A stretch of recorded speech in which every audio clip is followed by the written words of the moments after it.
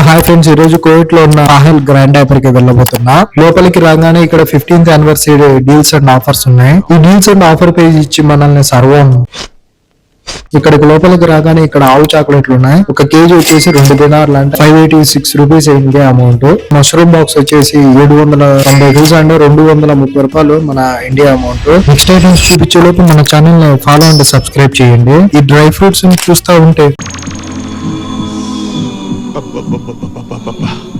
గుండెల మీద గుద్దిందిగా. ఇక్కడ ఆనియన్ 95 పైస్ అంటే ఇండియా అమౌంట్ 29 రూపీస్.